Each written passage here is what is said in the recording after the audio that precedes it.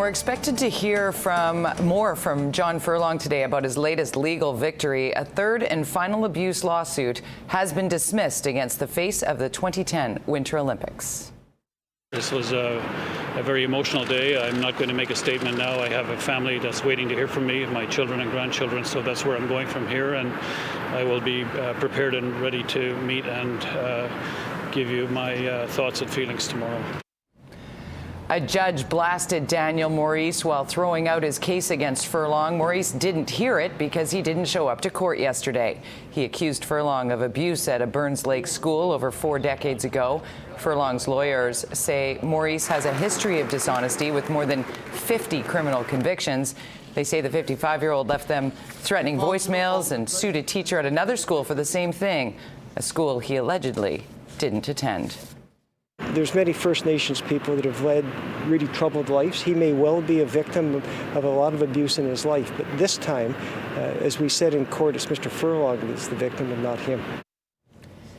2 other lawsuits against Furlong have been dismissed or dropped.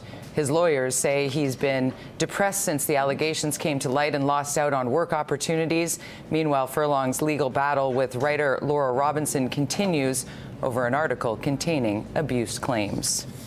The embattled mayor of Saanich is feeling vindicated this morning. Weeks after being elected to office, Richard Attwell came forward with a number of complaints, including allegations of spying at City Hall. The mayor said someone installed software in his office computer that monitored his every move.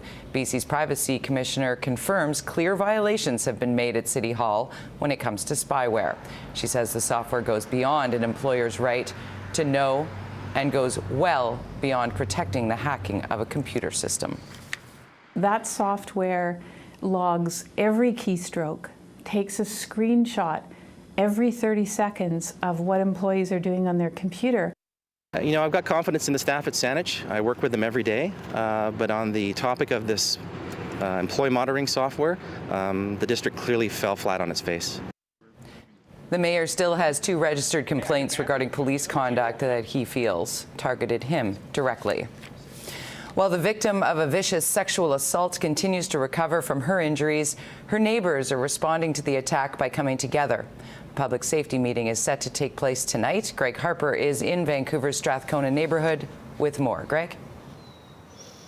Good morning, Jody. Well, police say it was a random attack, and it was one that shocked the community, spread fear throughout the neighborhood. There will be a meeting tonight just behind me at Strathcona Elementary. It will involve residents in the Strathcona neighborhood and Vancouver police. They'll be talking about safety within the area, and this comes just days after a woman was violently assaulted while inside of her own home. This happened last week, and it was when an armed man entered the victim's house. He began to beat and sexually assault his victim.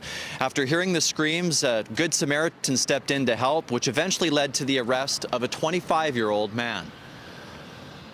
To happen in a neighborhood like this at noontime in the middle of a sunny day where there are people walking around and just a pretty random stranger come in and assault a woman in this way, I haven't known it to happen here in Strathcona. Since the attack, there's been a community walk for the victim. There's been an online fundraising campaign as well. Over $41,000 has been raised. The victim continues to recover in hospital. This meeting will take place at 7 o'clock tonight. Jody? Great to see a community come together like that. Thanks so much. Greg Harper reporting for us from Strathcona this morning. It's meant to blend car culture and environmental history. A unique public art display combining the two is about to be set up in downtown Vancouver. It's going to be called the Trans Am Totem. This pile of junkyard cars will be stacked on top of a 20-foot old-growth cedar tree. North Vancouver artist Marcus Bocott says the piece is meant to be a meditation on contemporary technological culture. The installation is being set up on a traffic median on Quebec Street at Millross Avenue, just beside the Georgia Viaduct and the SkyTrain line.